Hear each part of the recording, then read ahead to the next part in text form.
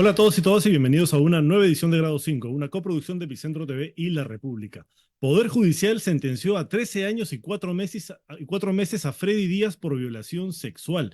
La segunda Fiscalía Suprema Penal logró que se le otorgue al congresista de Alianza para el Progreso, Freddy Díaz Monao, él es ex congresista porque fue inhabilitado, una pena privativa de 13 años y 4 meses por el delito de violación sexual agravada en contra de una servidora de su despacho congresal en el año 2022.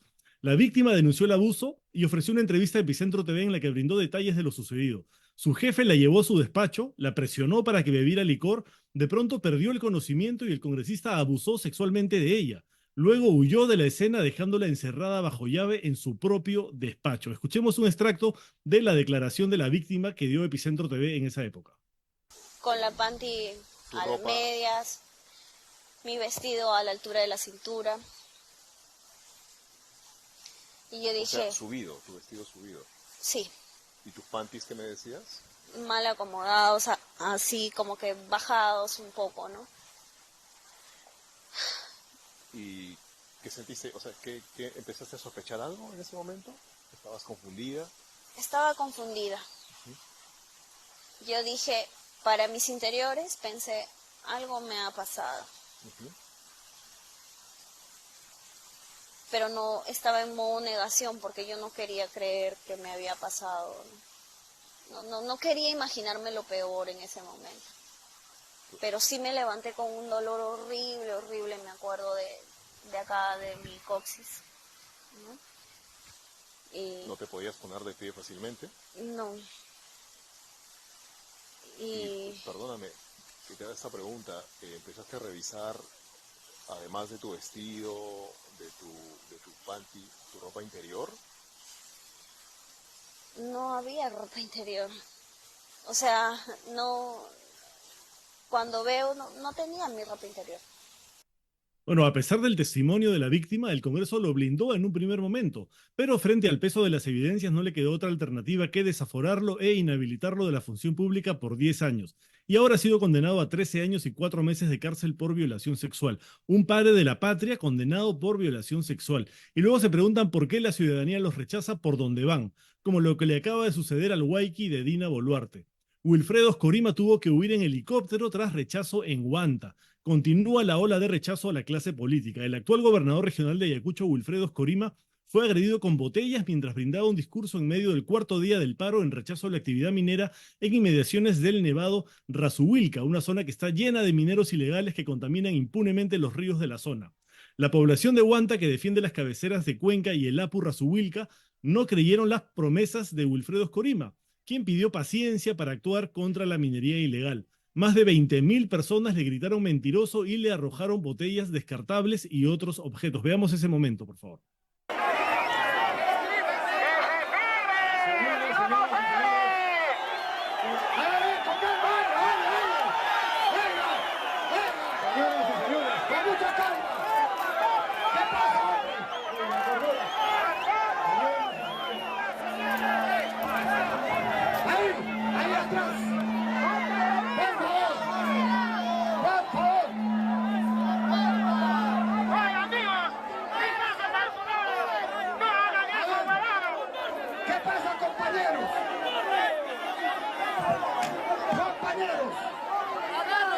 El respeto tiene que ser único. Tranquilo, hermano, tranquilo. Ya, el Huayqui. Calma, por favor, calma.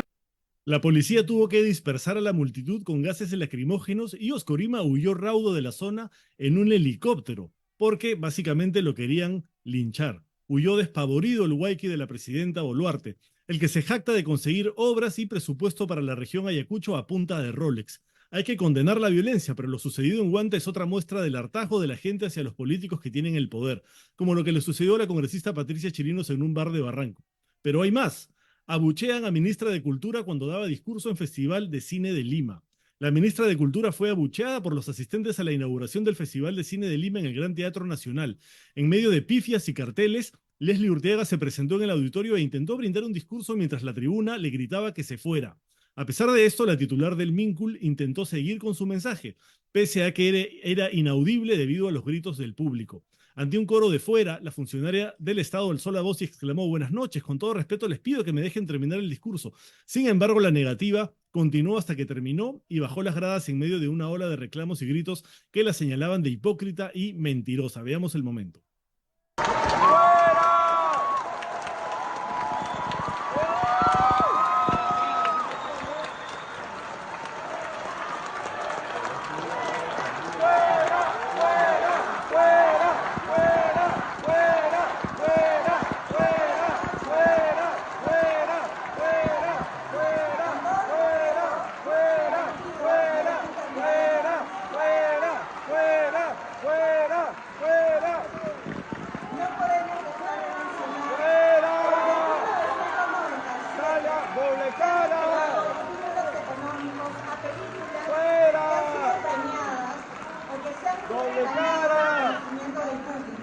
Como por ejemplo el bien testigo de Augusto Tamayo, la sociedad de Claudia Llosa, Junior Pacho de Oscar Catacola, la línea de Aldo Salvini. La lista es larga y nos llena de orgullo. En esa misma línea de promoción del cine peruano, Bueno, se presenta a inaugurar el Festival de Cine de Lima y se manda un discurso en el que menciona los estímulos económicos para el cine peruano que precisamente este Congreso ha dinamitado en complicidad con el Ejecutivo. ¿Qué esperaba? ¿Aplausos? Es interesante preguntarnos qué quiere decir que en pocos días 4 políticos hayan sido objeto de pifias, insultos y abucheos. Porque hay que incluir a la presidenta de la República, a la que un ciudadano le gritó corrupta y ella le respondió ya sabemos cómo. Parece que está creciendo la ola de rechazo a los políticos que detentan el poder y que son parte de una gran coalición, porque Boluarte, Chirinos, Oscorima y Urteaga son funcionarios públicos y representantes de la misma gran alianza que gobierna y que tiene niveles altísimos de desaprobación, los que cada vez son más palpables en los espacios públicos. Siembra vientos y cosecharás tempestades. Ministerio Público solicita 36 meses de prisión preventiva contra Nicanor Boluarte por el caso Los Guayquis en la sombra. La Fiscalía Provincial del Equipo Especial de Fiscales contra la Corrupción en el Poder solicitó 36 meses de prisión preventiva contra el hermano de la presidenta Dina Boluarte por el caso Los Guayquis en la sombra. Junto a él, Jorge Luis Ortiz, Zenobia Herrera, Noriel Chingay, Jorge Chingay y Mateo Castañeda son acusados del delito contra la administración pública, de organización criminal y de agravio del Estado peruano. Víctor Torres Merino, amigo de la infancia de Dina Boluarte y Nicanor Boluarte, se acogió a la colaboración eficaz, de acuerdo al documento fiscal publicado por El Foco. En sus declaraciones, el amigo de los Boluarte confirmó la tesis manejada por la Fiscalía respecto a que el hermano de la presidenta designaba prefectos y subprefectos desde el año 2021.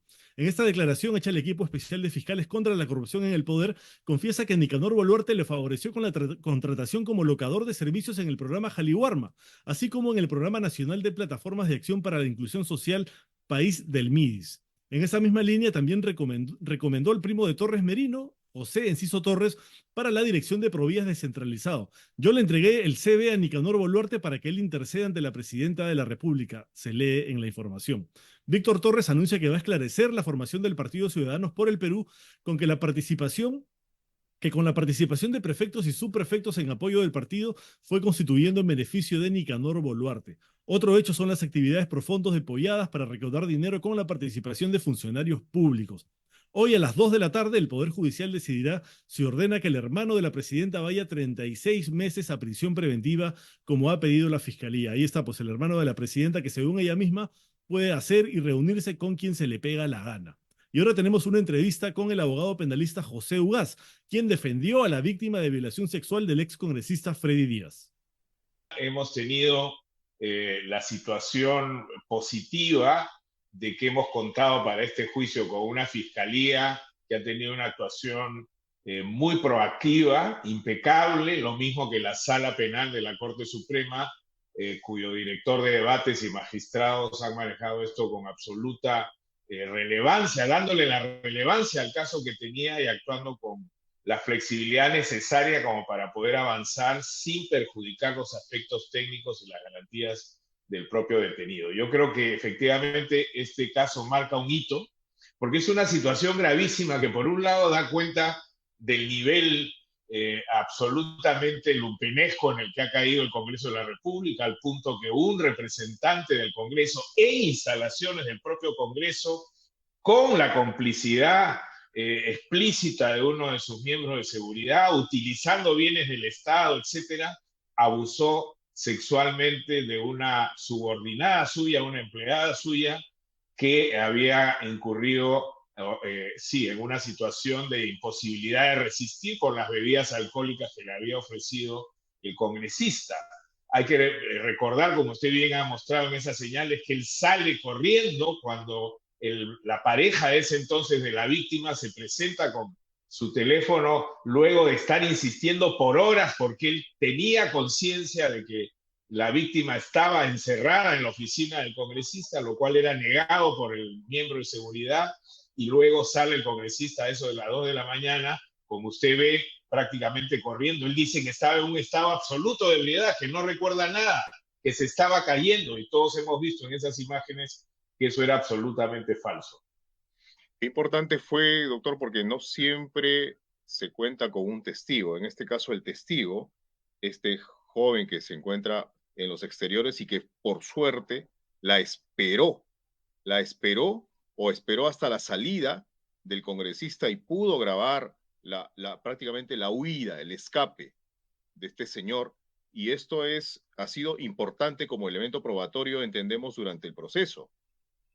Muy importante porque efectivamente ha habido una persistencia de esta persona. Cada cierto tiempo, 45 minutos, hora y media, volvía a subir, porque él también trabajaba en el Congreso, en un piso inferior, volvía a subir a insistir. Incluso él ha señalado en su declaración que ha escuchado en algún momento ruidos y gemidos provenientes de la víctima, lo cual le era negado permanentemente por el resguardo. Pero además de ese testimonio que ha sido muy valioso, está, por supuesto, el escenario del crimen, que ha sido claramente advertido en su momento cuando se desarrolla ya la intervención. Se encuentra un escenario donde claramente se había producido un acto sexual violento. Están los testimonios de las amigas de la víctima, a quienes ella recurre inmediatamente después de ocurridos los hechos, y sobre todo los peritajes técnicos, porque aquí claramente ha intervenido también la parte científica. Hay una psiquiatra que ha analizado el caso y que ha explicado claramente cuáles son las secuelas gravísimas que este hecho ha dejado sobre la víctima. Por lo tanto, es un caso, como veremos en su momento cuando se entregue ya la resolución completa, pero que ha sido anunciado en el resumen que hoy día se ha leído, que existe un conjunto de elementos que, puestos todos en relación, no dejan duda de que aquí ha habido un acto de violencia sexual contra una persona que estaba en incapacidad de resistir. Doctor, a pesar de que en algún momento se presentó como un problema muy serio, una pericia psicológica oficial, ¿no es cierto? Una pericia psicológica oficial. Ustedes presentaron una pericia de parte y en los momentos iniciales, las personas que defendieron en un primer momento al ex congresista Freddy Díaz, prácticamente denostaron de la víctima y la quisieron implicar en situaciones de carácter indecoroso. O sea, pese a eso, ¿no? Pese a la forma en que fue llevada la defensa del ex congresista Freddy Díaz. El congresista en todo momento, de manera enfática, ha negado estos hechos, diciendo que en realidad él tenía intimidad consentida con esta empleada, que incluso cuando hacían los viajes de representación a Cerro de Pasco tenían estos momentos de intimidad, que esto era conocido, etcétera, y nada de eso ha podido probar. Ha tenido 2 años de actividad probatoria, nunca lo pudo probar porque es falso. Y eso está demostrado con la verosimilitud del relato de la víctima. Existe hoy día en psiquiatría la posibilidad de determinar si una persona, cuando explica un hecho, está faltando a la verdad o no. Y en este caso ha habido una consistencia en todos los actos probatorios con el relato de la propia víctima, lo cual ha determinado que finalmente haya convicción. Esta es una sentencia a la que se ha arribado por unanimidad, es decir, 3 vocales de la Corte Suprema de manera unánime han llegado a la conclusión que acá ha habido un delito que amerita 13 años y 4 meses de sanción. De la Corte de privación. ¿Es apelable? ¿Es apelable? Es apelable, podrá ir a una instancia superior, eso tomará seguramente algún tiempo, pero digamos, la consistencia de la sentencia que hemos escuchado hoy día, resumida, creo que nos da la confianza de que en la segunda instancia esto va a ser confirmado en todos sus extremos. Bueno, este congresista o excongresista representa una buena parte del Congreso, representa lo que es en este momento una buena parte del Congreso. Y esta sentencia es importante, ha sido lograda por ustedes, doctor Ugaz, y efectivamente, como usted bien ha recordado, por pedido en ese momento de Promsex, después de haber visto y analizado además el reportaje, el testimonio de la víctima dado aquí en Epicentro TV. Y esta es una buena noticia porque estos delitos no deben quedar en la impunidad. Ahora, doctor, aprovechando su presencia y pasando a otro lado también del ámbito político. El día de hoy, bueno, hemos informado nosotros, se ha conocido en extenso que el defensor del pueblo, ¿no es cierto?, el defensor Josué Gutiérrez, ha presentado al Tribunal Constitucional una propuesta un pedido para que se declare inconstitucional esta parte del decreto legislativo sobre extinción de dominio, prácticamente para preservar los bienes de quienes son procesados, son sometidos a los procesos de extinción de dominio. Y da la casualidad, según hemos informado en un informe publicado hoy por Claudia Ospina en Epicentro, da la casualidad de que los argumentos de Josué Gutiérrez, el defensor del pueblo, coinciden con los argumentos presentados en una demanda por Vladimir Cerrón, quien fue cliente además del señor José Gutiérrez. El señor Vladimir Cerrón está sometido actualmente a un proceso de extinción de dominio por 2 de sus cuentas bancarias ascendentes a 1.400.000 soles. Doctor, ¿este es un defensor del pueblo o qué? Bueno, es lamentable, en los 2 minutos que me quedan, señor Llovera, quisiera señalar que es lamentable que la Defensoría del Pueblo haya caído en este nivel.